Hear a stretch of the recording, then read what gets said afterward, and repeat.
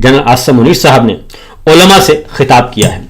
और चूँकि अब वो फील्ड मार्शल से चीफ ऑफ डिफेंस फोर्सेस बन चुके हैं और चीफ ऑफ डिफेंस फोर्सेस, और वो भी 5 साल के लिए, तो अब उन्होंने मुलाकातों का सिलसिला शुरू किया है। मैं कुछ आपके साथ बातें शेयर करना चाहता हूँ। उसकी रीज़न है कि कुछ मेरे ज़ाती इल्म में भी ये बातें हैं। सूरत हाल ये है कि आज chief of army staff, chief of defence forces, field marshal Syed Asim Munir साहब ने कौमी उलमा मशाइख कॉन्फ्रेंस से खिताब किया। अब उनके पास 3 कैप्स हैं। एक है चीफ ऑफ आर्मी स्टाफ की, एक है फील्ड मार्शल की, एक है चीफ ऑफ डिफेंस फोर्सेस की। अब वो हैं 5 सितारे उनके पास हैं, 5 सितारे। वो 5 सितारा जर्नैल हैं, सबसे ऊपर सुप्रीम के भी सुप्रीम। तो इसलिए, और ये उन्होंने अभी चंद अरसे में ये सब कुछ हासिल किया है।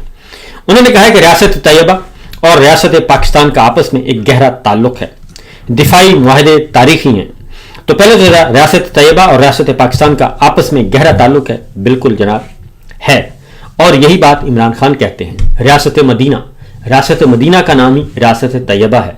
यसरब भी बोलते हैं, यसरब के वाली हजूर अकरम सल्लल्लाहु अलैहि वसल्लम को कहा जाता था यसरब के वाली। तो यसरब भी मदीना का नाम ही है, तैयबा भी मदीना का नाम है, मदीना सिटी भी मदीना का ही नाम है, मदीना तो मुनव्वरा। तो इसलिए वही बात इमरान खान करते थे। तो इमरान खान अगर रियासत मदीना का नाम लेते थे तो उनका मजाक उड़ाया जाता था, और वही काम आप भी चाहते हैं। तो वो भी कहते थे कि पाकिस्तान और रियासत मदीना ये एक दूसरे के साथ लाजिम और मलजूम है, जुड़े हुए हैं, चोली दामन का साथ है। क्योंकि मदीना का नाम भी पाक है, पाक सिटी, और पाकिस्तान का नाम भी पाक वतन है। तो लिहाजा ये जो बात की जाती है, तो इसलिए रियासत तैयबा में, फिर अगर हम रियासत तैयबा में चले जाते हैं तो हजूर अकरम सल्लल्लाहु अलैहि वसल्लम की रियासत तैयबा क्या थी? वहां पे वो रहमतुल आलमीन थे। हजूर अकरम सल्लल्लाहु अलैहि वसल्लम रहमतुल आलमीन, रहमतुल मुस्लिमीन नहीं थे। तो वहां पे अक़लियतें भी महफूज थीं, बच्चे भी महफूज थे, ख़वातीन भी महफूज थीं। और यहां तक ग़ज़वा बदर हुई, ग़ज़वा उहद हुई, ग़ज़वा खंदक हुई, बहुत सारी ग़ज़वात हुई जिसमें हजूर अकरम सल्लल्लाहु अलैहि वसल्लम खुद शरीक हुए। और उनके सामने उनके जान के दुश्मन कुफ़ार मक्का थे और उनको कत्ल करने की नौज़ुबिल्लाह साजिशें किया करते थे, और उन पे न जाने क्या क्या जुल्म किए गए। और शहर ताइफ में हजूर अकरम सल्लल्लाहु अलैहि वसल्लम जब गए तो उन पे तरह तरह के इल्ज़ामात लगा के मजाक उड़ाया गया, और बच्चों से, शहर ताइफ के बच्चों से पत्थर बरसवाए गए। और फिर हजूर अकरम सल्लल्लाहु अलैहि वसल्लम के पास जब फरिश्ते आए, अल्लाह ताला ने भेजे, तो उन्होंने इंतकाम की बात नहीं की। और क्योंकि उन्हें कहा गया था कि अगर आप कहें तो हम ये 2 पहाड़ों को आपस में मिला के ये जिन्होंने गुस्ताखी की है इनको पीस कर रख देते हैं। हजूर अकरम सल्लल्लाहु अलैहि वसल्लम ने कहा नहीं, हो सकता है आने वाली नस्लों में इनमें से राह हिदायत पाएं। तो उन्होंने इंतकाम नहीं लिया था। वो चाहते तो अल्लाह ताला के हुक्म से वो सब कुछ कर सकते थे, लेकिन नहीं लिया। तो हजूर अकरम सल्लल्लाहु अलैहि वसल्लम का सामना होता है ग़ज़वा बदर में। तो वहां पे जो जंगी कैदी पकड़े गए उनसे इंतकाम नहीं लिया, उनको जंगी कैदियों का स्टेटस दिया, और पहली दफा ये बताया कि कैदियों से इंतकाम नहीं लिया जाता। हालांकि वो हजूर अकरम सल्लल्लाहु अलैहि वसल्लम को फना करने आए थे, नौज़ुबिल्लाह, कत्ल करने आए थे, नौज़ुबिल्लाह, लेकिन उन्होंने ऐसा नहीं किया। जब फतेह हासिल की, जब उनको शिकस्त होगी कुफार को, तो उसके बाद उन्होंने फिर पढ़े लिखे जो कैदी थे उन्हें कहा कि हमारे बच्चों को पढ़ाएं। और वहां पे यहूद भी थे, वहां पे सब के सब थे, और यहूदियों के साथ भी उनका जो तरीका उनका है कुफार के साथ, यहूदियों के साथ, मुख्तलिफ जो है ईसाइयों के साथ बहुत ज्यादा अच्छा बर्ताव था। तो ये रियासत तैयबा है। और आप इस वक्त आप क्या कर रहे हैं कैदियों के साथ? क्या सलूक हो रहा है कैदियों के साथ? आप जरा खुद सोचिए कि कैदियों के साथ आप क्या कर रहे हैं। 9 मई की आड़ में और अदरवाइज पॉलिटिकल विक्टिमाइजेशन का शिकार बनाया जा रहा है और मुसलसल बनाया जा रहा है। झूठे बेबुनियाद मुकदमात कायम किए जा रहे हैं। कोई एक मुकदमा बता दें कि जो सच हो। सोहराब बरकत एक जर्नलिस्ट है, اس پہ 20 مقدمات قائم کر دیے گئے. رائے غلام علی اور آغا سرور، یہ میں تازہ ترین مثالیں بتا رہا ہوں. ایک ہتھکڑی سے دوسری، دوسری سے تیسری، ایک تھانے سے دوسرے تھانے، یہ صحافیوں کے ساتھ ہو رہا ہے. کیا کرتے ہیں؟ اختلاف رائے، اور تو کچھ نہیں کرتے. گالی تو نہیں دیتے، وہ بغاوت تو نہیں کروا رہے، غداری تو نہیں کر رہے، دہشت گردی تو نہیں کر رہے، لیکن اور وہ دشمن بھی نہیں ہے، پاکستانی ہے، ان کے ساتھ یہ سلوک. یہ تازہ ترین مثالیں ہیں. باقی اس سے پیچھے جو کچھ آپ کر چکے ہیں وہ آپ کو معلوم ہے. اس کے بعد یہ تو ہے صحافیوں کے ساتھ. پھر اس کے بعد اگلا کیا کر رہے ہیں؟ سیاسی انتقام. سیاسی انتقام اللہ کی پناہ. 78 سالوں میں، 75 سالوں میں ایسا انتقام میں نے نہیں دیکھا جو اب ہو رہا ہے. اتنے جھوٹے مقدمات، ہر روز جھوٹے مقدمات. اور پھر یہ کہ ججز سے، عدلیہ سے کس طریقے سے فیصلے لیے جا رہے ہیں سیاسی انتقام کی خاطر. کیا یہ ریاست طیبہ میں تھا؟ کیا حضور اکرم صلی اللہ علیہ وسلم کی ریاست میں یہ سب کچھ تھا؟ بالکل نہیں تھا. ان کی تعلیمات کیا تھیں؟ اور میں نے بتا دیا، غزوہ خندق، غزوہ احد، غزوہ بدر، اس کے بعد باقی غزوات، اور پھر ان کا لین دین، پھر صلح حدیبیہ، پھر فتح مکہ. فتح مکہ میں کیا کیا تھا؟ فاتح کے طور پہ آئے حضور اکرم صلی اللہ علیہ وسلم اور سب کو امان دی. سب کو امان دی. کوئی قتل و غارت گری نہیں ہوئی، کوئی جھوٹے مقدمات درج نہیں ہوئے، کوئی پھانسیوں پہ نہیں لٹکایا گیا، جیلوں میں نہیں ڈالا گیا، کچھ نہیں ہوا. وہاں پہ کوئی ٹرائل نہیں ہوا کہ فوجی عدالتیں لگا کے حضور اکرم صلی اللہ علیہ وسلم چاہتے تو سب کچھ کر سکتے تھے، فاتح کے طور پہ آئے تھے، لیکن نہیں. اس لیے اور اختلاف کرنے والے موجود تھے، اور اختلاف کرنے والوں سے بھی بلکہ بدترین حضور اکرم صلی اللہ علیہ وسلم نے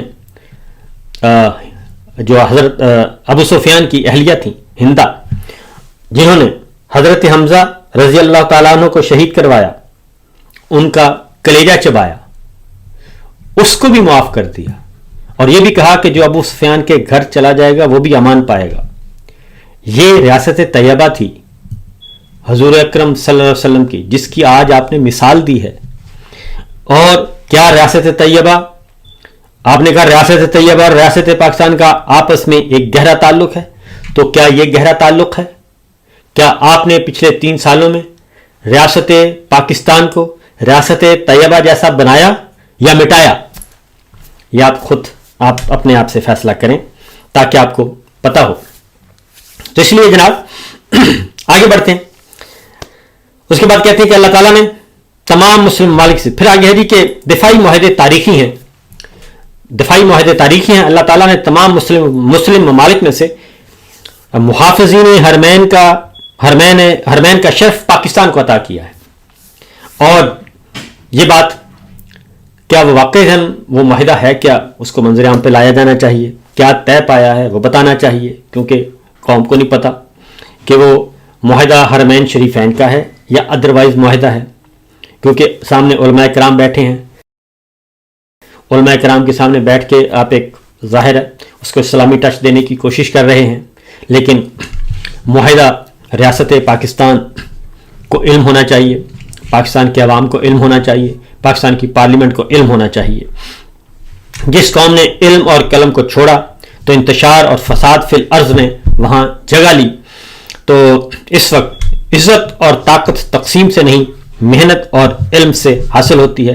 بالکل آپ نے درست کہا، عزت اور طاقت تقسیم سے نہیں، لیکن یہ جو اس وقت عزت اور طاقت جو ہے وہ حاصل کی جا رہی ہے وہ تو ساری کی ساری فسطائیت کی بنیاد پہ حاصل کی جا رہی ہے. ایک فسطائی حکمرانی برپا ہے پاکستان کے طول و عرض میں، بلکہ اب تو پاکستان سے باہر بھی، پاکستان کی جغرافیائی حدود سے باہر بھی نکل آئی ہے. اور یہ ایک فسطائی حکمرانی ہے اور فسطائی سوچ ہے جس کے ذریعے سے عزت اور طاقت حاصل کرنے کی کوشش کی جا رہی ہے، اور اپنی طاقت کو محنت اور علم کے بجائے نہیں بڑھایا جا رہا، اور اپنی عزت کو محنت اور علم کے ذریعے نہیں بڑھایا جا رہا، بلکہ صرف اور صرف ظلم کے ذریعے بڑھانے کی کوشش کی جا رہی ہے. اور پچھلے 3 سال یہی ہم دیکھ رہے ہیں اور یہی کچھ ہمیں نظر آ رہا ہے. پھر جناب صاحب نے بتایا کہ دہشت گردی پاکستان کا نہیں ہندوستان کا وتیرہ ہے، ہم دشمن کو چھپ کے نہیں للکار کر مارتے ہیں. تو جناب 100% درست کہا، اور دہشت گردی پاکستان کا نہیں ہندوستان کا وتیرہ ہے، تو اس کو آپ جو ہے وہ اس پہ پاکستان کی قوم کو کسی کو بھی شک نہیں ہے کہ یہ سب کچھ ہوتا ہے. لیکن کیا وجہ ہے کہ پاکستان آپ یہ بات دنیا کو باور کرانے میں ناکام رہے، اور پاکستان کے باہر جو ہے دنیا آپ کے نیریٹو کو نہیں دیتی؟ یہ کس کی ناکامی ہے؟ اس پہ بھی غور کرنا چاہیے. ایک اور بات میں آپ کو بتا دوں کہ اس وقت جو میں نے کہا کہ آپ نے کہا ریاست طیبہ اور ریاست پاکستان، اس وقت جو سیاسی قیدی ہیں ان کے ساتھ جیلوں میں کیا سلوک کیا جا رہا ہے. حضور اکرم صلی اللہ علیہ وسلم نے کفار کے جو قیدی پکڑے گئے تھے غزوہ بدر میں ان کے ساتھ کیا سلوک کیا، اور اس وقت پاکستان کے اپنے شہری نمبر 1 شہری، ان میں سیاسی کارکنان، سیاسی رہنما، جرنلسٹ سب کے سب شامل ہیں، ان کے ساتھ کیا سلوک کیا جا رہا ہے؟ کیا وہی سلوک کیا جا رہا ہے جو حضور اکرم صلی اللہ علیہ وسلم کی تعلیمات نے بتایا، یا کچھ اور؟ آج کیا وجہ ہے کہ عمران خان اور دیگر سیاسی قیدی ان کو ان کی فیملی سے بھی ملنے نہیں دیا جا رہا، اور ان کو عدالتوں میں اپیلیں بھی فائل نہیں کرنے دی جا رہی؟ حضور اکرم صلی اللہ علیہ وآلہ وسلم کے زمانے میں تو قاضی آزاد تھے، قاضی فیصلے کرتے تھے، اور خلفائے راشدین کے خلاف فیصلے آتے تھے، بڑے بڑے جید صحابہ کرام کے خلاف فیصلے آتے تھے. تو کیا وہاں پہ بھی یہ سب کچھ کیا گیا جو اس وقت پاکستان میں ہو رہا ہے؟ رات جو ہوا اس سے پہلے جو ہوا کہ قیدیوں کو بند کر دیا گیا، قید تنہائی میں رکھا جا رہا ہے، اور جو ان سے فیملی ممبرز ملاقات کرنے جاتے ہیں ان پہ ظلم کیا جاتا ہے، خواتین کی بے حرمتی کی جاتی ہے، بے توقیری کی جاتی ہے. کل رات جو کچھ کیا گیا کیا وہ ریاست طیبہ میں ہوتا تھا؟ اس پہ ضرور سوچنا چاہیے، غور کرنا چاہیے. اور کیا وجہ ہے؟ اس کے بعد ہے جناب، اسلامی ریاست میں ریاست کے علاوہ کوئی جہاد کا حکم نہیں دے سکتا، اس میں کوئی شک نہیں ہے. یہ ریاست میں جہاد کا حکم کوئی نہیں دے سکتا. یہ سلسلہ جنرل ضیاء الحق صاحب کے زمانے سے شروع ہوا، اور اس سے پہلے اس کا تصور نہیں تھا. یہ جہاد افغانستان رشیا کے خلاف جب شروع کیا گیا، افغان جنگ، اس افغان جنگ کو افغان جہاد کا نام دیا گیا، اور اس افغان جہاد میں پھر جہادی تنظیموں کو منظم کیا گیا.